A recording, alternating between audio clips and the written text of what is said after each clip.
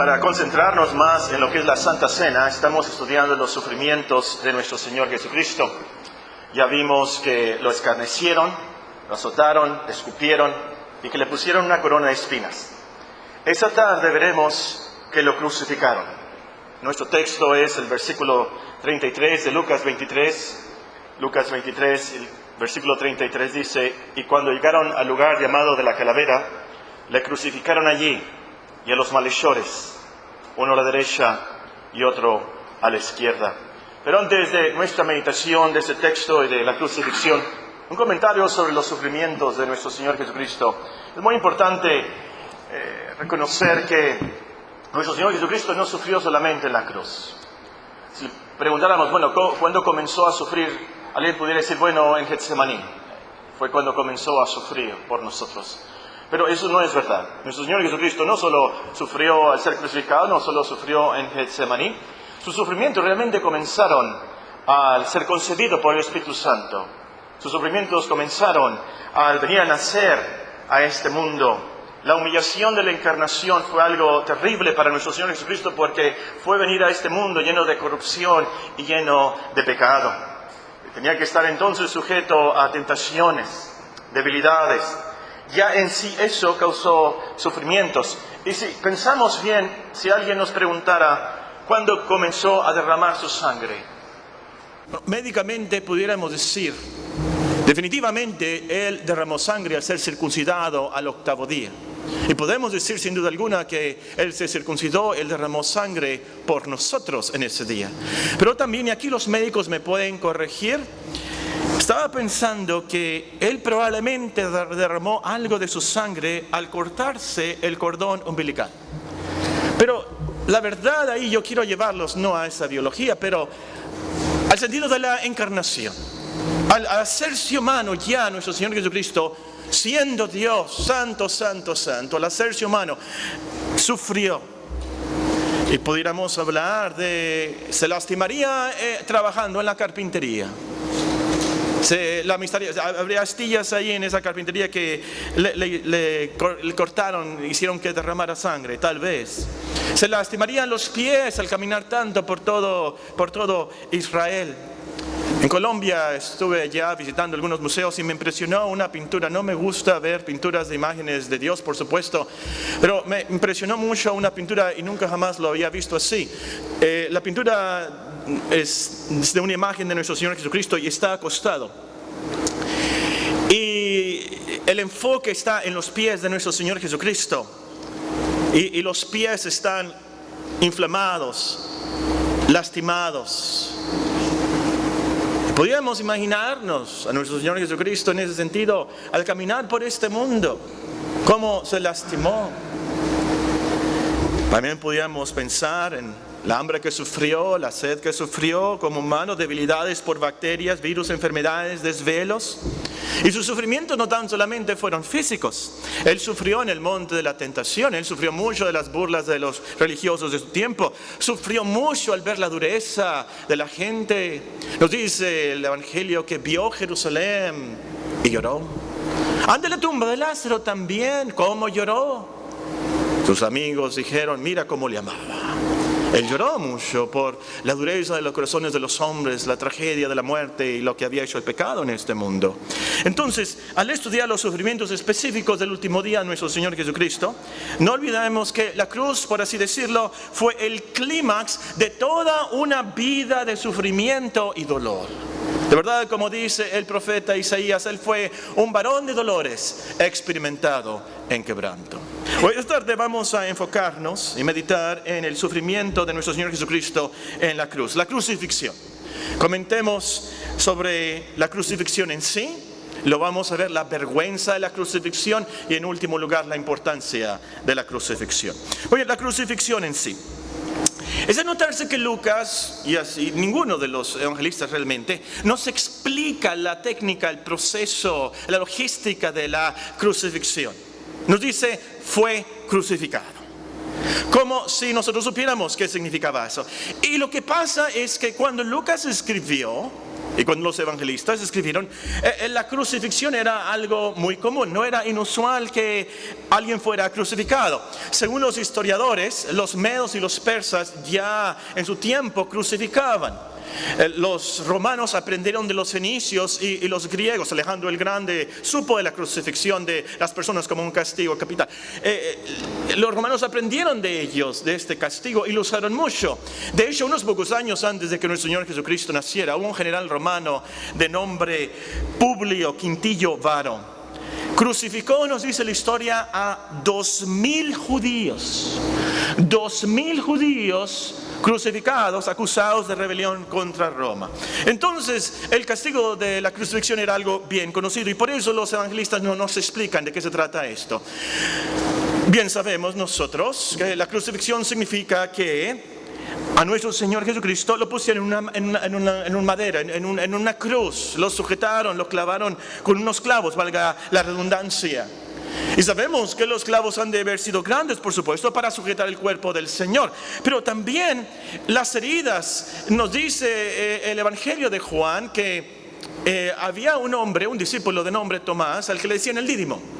Él dijo esto: si no viere en sus manos la señal de los clavos y metiere mi dedo en el lugar de los clavos, no creeré. Entonces quiere decir que los clavos cuando menos eran del tamaño de un dedo de un hombre.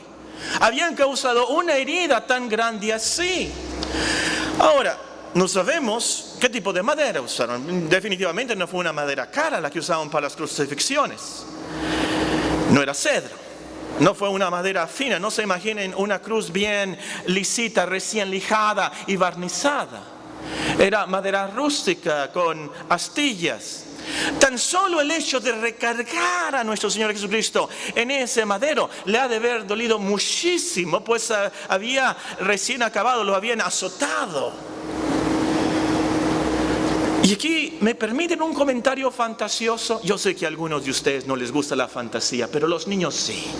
Y los niños me van a entender más. Así, a los que no les gusta la fantasía, pueden hacer así y cerrar sus oídos por unos momentos. La madera era de un árbol, ¿verdad? Obviamente. Esto quiere decir que ese árbol fue una planta joven, que era una plantita antes de ser un árbol. ¿Me siguen? ¿Todos los niños? Sí. Era una plantita y luego se hizo árbol y de ahí sacaron la madera para la cruz. Bueno, ahora imagínense a esa plantita que está hablando. Muy bien. ¿Qué seré cuando yo crezca?, decía la plantita. ¿Qué me va a pasar a mí? ¿Cómo me van a usar? ¿Seguiré creciendo hasta ser muy grande como un cedro del Líbano? ¿Qué me va a pasar a mí?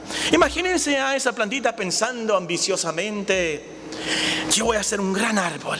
Tan grande, así como el árbol de Nabucodonosor, que las águilas harán sus nidos en mis grandes ramas gigantescas. Tal vez pensaría: voy a ser un árbol muy alto, muy grande, con mucha madera, y van a hacer un gran barco de mí. Pudiera también pensar: mi madera la van a usar para construir un gran palacio de un rey, así como las construcciones de Salomón. Oh, ¿qué les diría a sus amigos, sus amigas, las plantitas ahí alrededor? A lo mejor fue una plantita muy humilde y muy noble. Decía: bueno, yo cuando crezca, mi madera la van a usar como muletas. Y van a ser bastones para los enfermos y para los ancianos, que ellos puedan caminar. O a lo mejor van a usar mi madera para construir una casita de una pobre viuda. ¿Qué diría esa plantita? ¿Qué pensaría? Y estaba pensando: le tendría miedo a la muerte, la plantita. Cuando llegó a ser árbol, pensó: no, al aserradero, no, que no me maten, que no me corten, va a dolerme mucho. Al final fue el árbol más bendito y feliz del mundo, porque usaron su madera para construir el objeto más precioso y más famoso de todo el universo: la cruz del Señor. Ahora ustedes piensen cómo pueden hacer la aplicación de ese comentario fantasioso. Pero vamos a dejar la fantasía. Vamos al siguiente punto: la vergüenza de la crucifixión. Morir crucificado era de lo más terrible, no solamente por los sufrimientos físicos, pero la gran vergüenza que implicaba. Porque morir crucificado significaba que uno era de los peores criminales.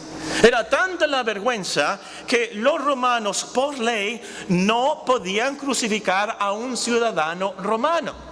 No podían, era tanta la vergüenza, la pena, el castigo era terrible. No podían crucificar a un ciudadano romano. Si había un criminal romano, lo que hacían era decapitarlo, pero no crucificarlo. La crucifixión nada más era para los más pobres criminales, para los esclavos, para los criminales, pero de los peores, los multiasesinos, los sicarios, los traidores a la nación, los piratas, los asaltantes. Leemos en el Evangelio la cruz en la cual crucificaron a nuestro Señor Jesucristo. Originalmente era para un hombre llamado Barrabás, era un ladrón. Pero no crean que Barrabás se había robado una sandía del mercado municipal ahí de Jerusalén o algo así. Barrabás, nos dice aquí en el texto de Lucas, precisamente era un ladrón, pero era acusado de sedición, revolución, traición contra el gobierno, y había asesinado a alguien en una revuelta contra los romanos. Era un multicriminal.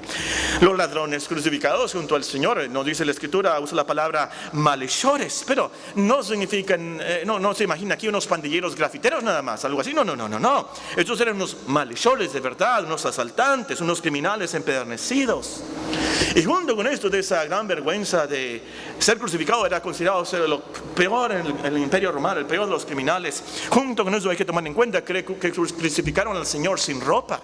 Los soldados, nos dice la Escritura, se la quitaron, echaron suertes para ver quién se quedaría aún con su manto. Y el punto es, hermanos y amigos, que la crucifixión es algo de lo más vergonzoso. La gente lo iba a considerar un gran criminal, y eso ha de haber angustiado mucho al Señor Jesucristo. Eso era de un sufrimiento del alma. Vamos a suponer que mañana usted abre el Imparcial, en la primera página usted lee su nombre y dice, el Imparcial ahí, que usted es una prostituta. Ay, pero ¿cómo? Ahí usted lee el Imparcial y ve en la primera página que usted es un matricida. ¿Sí saben qué es un matricida? Un matricida es el que mata a su madre. Ahí está en el Imparcial, y ahí está su foto, y ahí está su nombre. Pero qué vergüenza. Pero lo que le iba a dar más coraje a usted, lo que le iba a hacer sufrir más, es que no es verdad. Esto no es verdad. Junto a la cruz de nuestro Señor Jesucristo crucificaron a dos malhechores. Uno de ellos se arrepintió y muy honesto y convencido dijo: nosotros a la verdad justamente padecemos, porque recibimos lo que merecieron nuestros hechos, mas este ningún mal hizo. Por cierto, yo creo que convencidos de nuestra maldad y de la gran santidad de Dios, todos dijéramos lo mismo. Todos merecemos la cruz. Todos los que estamos aquí, desde el más pequeño hasta el más grande, merecemos ser crucificados por nuestras mentiras, nuestras desobediencias, nuestros vicios carnales, nuestros odios, nuestras codicias, nuestras glotonerías, nuestras malas palabras, nuestra falta de devoción y gratitud a Dios, nuestra falta de temor a Dios. Y ahí podemos seguir la lista. Nosotros merecemos ser crucificados. Todos pudiéramos decir como ese malhechor honesto. Pero Cristo ningún mal hizo. Ningún mal hizo. Absolutamente nada malo. Ninguna mentirita blanca. Ninguna falla. Nada. Siendo tan puro entonces, siendo tan justo, tan santo, un ser divino, su crucifixión fue de lo más vergonzosa. Sufrió infinitamente más que los malhechores a sus lados. Ellos se lo merecían, pero él no. Imagínense el sentimiento que usted le daría al leer esa noticia en el periódico, que usted es una prostituta o un matricida. Imagínense el sufrimiento, el alma. Ahora imagínense, multipliquen eso al infinito. Porque Cristo no era un criminal, no era un ladrón. Él no había cometido nada, absolutamente nada malo. Inocente lo declaró Pilato, inocente lo declaró Herodes. La esposa de Pilato también. Entonces eso lo hizo sufrir muchísimo. Pero ¿por qué lo permitió Dios que fuera así? ¿Por qué tenía que morir una muerte tan infame y vergonzosa?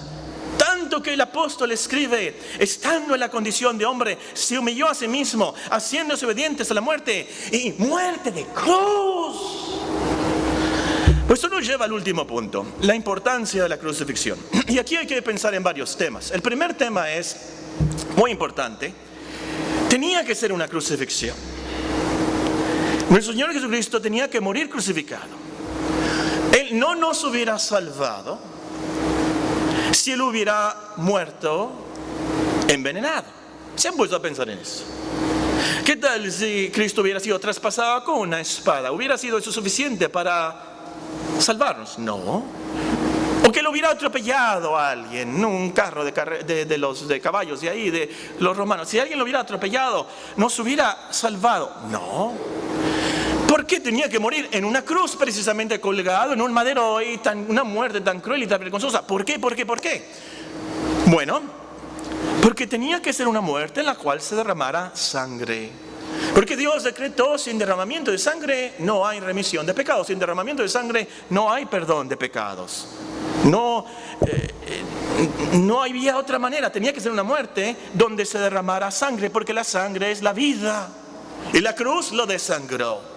Las heridas de los clavos en sus manos, en sus pies, en su costado. ¿Recuerdan? El soldado de la lanza la abrió, salió sangre y agua. La cruz fue un sacrificio. En la cruz Dios inmolaba al Cordero para que quitara los pecados del mundo.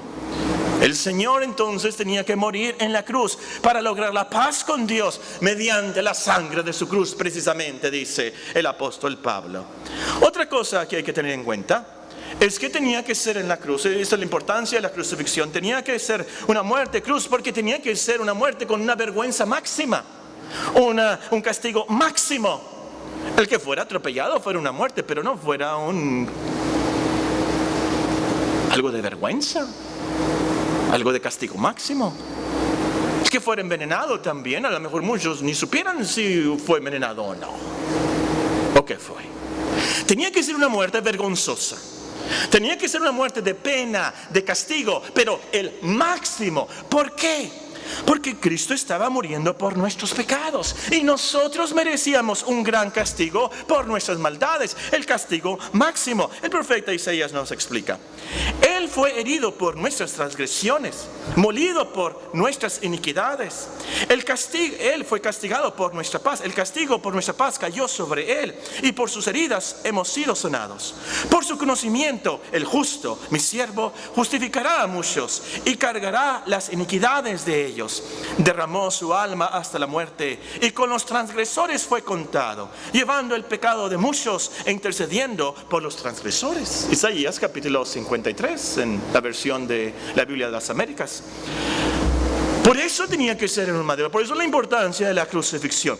Pero también hay que tomar en cuenta, además, que el Señor tenía que ser colgado en un madero para salvarnos de la maldición de la ley.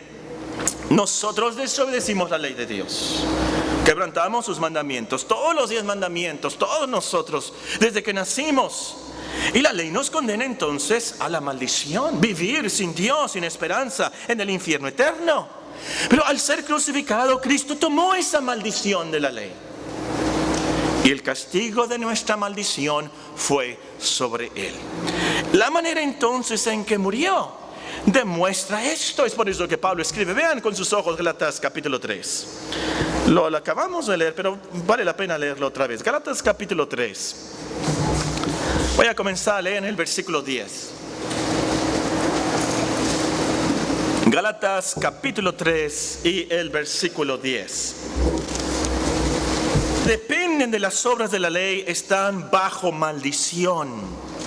Pues escrito está: maldito todo aquel que no permaneciere en todas las cosas escritas en el libro de la ley para hacerlas. Tú eres maldito, maldito de Dios, porque no cumples con sus mandamientos. Y que por la ley ninguno es justificado, en versículo 11, y que por la ley ninguno se justifica para con Dios es evidente, porque el justo por la fe vivirá. Y como veíamos en esta mañana, la ley no nos justifica, no puede ayudarnos, nos condena nada más. La ley no es de fe, sino que dice, el que hiciere estas cosas vivirá por ellas. Ninguno puede hacerlo. Pero Cristo, versículo 13, subráyenlo con una pluma de oro. Cristo nos redimió de la maldición de la ley, hecho por nosotros maldición, porque está escrito, maldito todo el que es colgado en un madero. Por eso tenía que ser una cruz, para tomar nuestra maldición, la maldición de la ley. Por eso la crucifixión es tan importante. Ahora, otro aspecto de la importancia de la crucifixión es que por su predicación Dios nos salva. En otras palabras, la predicación de la cruz es el poder de Dios para salvación. Una vez más Pablo nos explica, 1 Corintios, el capítulo 1 y el versículo 13 nos dice así. 1 Corintios 1:13. ¿Acaso está dividido Cristo? ¿Fue crucificado Pablo por vosotros? ¿O fuisteis bautizados en el nombre de Pablo?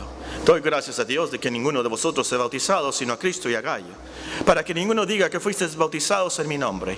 También bauticé a la familia de Estefanas, de los demás no sé si he bautizado a algún otro. Pues no me envió Cristo a bautizar, sino a predicar el evangelio. ¿De qué se trata esto? No con sabiduría de palabras, para que no se haga vana, ¿qué? La cruz de Cristo. Porque la palabra de la cruz es locura a los que se pierden, pero los que se salvan, esto es, a nosotros, es poder de Dios. Pues está escrito, destruiré la sabiduría de los sabios, desecharé el entendimiento de los entendidos. ¿Dónde está el sabio? ¿Dónde está el escriba? ¿Dónde está el disputador de ese siglo? ¿No ha enloquecido Dios la sabiduría del mundo? Pues ya que en la sabiduría de Dios el mundo no conoció a Dios mediante la sabiduría, agradó a Dios salvar a los creyentes por la locura de la predicación. Porque los judíos piden señales y los griegos buscan sabiduría, pero nosotros predicamos a Cristo crucificado. Para los judíos ciertamente tropezadero y para los gentiles locura. Mas para los llamados así judíos como griegos, Cristo, poder de Dios y sabiduría de Dios. Y es por eso que nos dice el capítulo 2, versículo 1.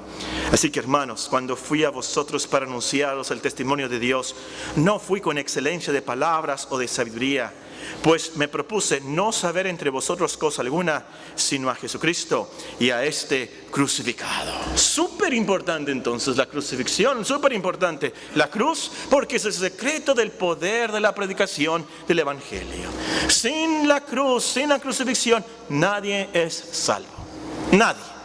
Nadie puede realmente ser cristiano sin la crucifixión. Esto nos lleva al último punto, el último aspecto que veremos esta tarde. La crucifixión es muy importante porque es el corazón de la vida y transformación diaria del cristiano.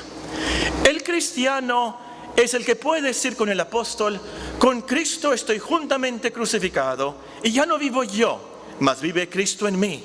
Y lo que ahora vivo en la carne, lo vivo en la fe del Hijo de Dios, el cual me amó y se entregó a sí mismo por mí. Pero lejos esté de mí gloriarme, sino en la cruz de nuestro Señor Jesucristo. Porque en el mundo me es crucificado a mí y yo al mundo. Es cuando entendemos la cruz, que somos salvos, sí, pero también que somos transformados. Es cuando nuestra conciencia entiende, tiene paz. Es cuando entiende la cruz que nuestra conciencia entonces entiende, tengo la justicia de Cristo, Él murió por mí. Entonces esos sufrimientos garantizan mi reconciliación con Dios, el perdón eterno de todo. Es lo que te hace cantar y glorificar a Dios. Y entendiendo bien la cruz también, tenemos las bases espirituales para vivir bien delante de Dios, porque entendemos por nuestra unión con Cristo, injertados a Cristo, fuimos crucificados con Él. Nuestro viejo hombre ya no está en control. Ahora somos de Cristo. Ahora estamos en Cristo. Y por su resurrección podemos vivir para Dios. Esta mañana leíamos de esto en Romanos 6. Porque en cuanto murió al pecado murió una vez por todas. Mas en cuanto vive, para Dios vive. Así también vosotros consideraos muertos al pecado, pero vivos para Dios en Cristo Jesús, Señor nuestro. Entonces, hermanos, número 1, creamos en la cruz de Cristo. Alguien me preguntó que si los cristianos podemos usar crucifijos, si podíamos tener una cadenita y ponernos una cruz. Crucifijos no, es decir, una figura, una escultura de Cristo mejor no, es una imagen que no debemos de hacer de Dios, pero la cruz en sí creo que no está mal. Pero el tener una cruz en nuestros cuellos no nos salva. Tener una cruz en nuestras casas no nos salva. Lo que nos salva es creer en lo que pasó en la cruz. El Cordero de Dios estaba muriendo por nosotros y Él de verdad sufrió mucho y mucho por nosotros. Lo que te salva es entonces que te arrepientas de tus pecados y vayas por fe a la cruz para el perdón y transformación de tu vida. Eso es lo que te salva. Entonces, número 1, creamos en la cruz. Número 2, pongamos nuestros ojos en Cristo crucificado. Las palabras son de Hebreos 12, esos famosos versículos, y están escritos para los cristianos. Y es como somos animados. Te sientes débil, en depresión espiritual, te sientes tan mal, estás pasando por muchas pruebas. ¿Cuál es la solución? Por tanto, nosotros también, teniendo en derredor nuestra tan grande nube de testigos, despojémonos de todo peso y del pecado que nos asedia. Corramos con paciencia la carrera que tenemos por delante, puestos los ojos en Jesús, el autor y consumador de la fe, el cual, por el gozo puesto delante de Él, sufrió la cruz, menospreciando lo oprobio, se sentó a la diestra del trono de Dios. Considerad aquel que sufrió tal contradicción de pecadores contra sí mismo, para que vuestro ánimo no se canse hasta desmayar. La energía, la motivación espiritual de la cristiandad está en Cristo, su cruz. Ve a la cruz para ser salvo, ve a la cruz para ser santo. Número 3, confiemos totalmente en el perdón de nuestros pecados. Estoy hablando a cristianos aquí.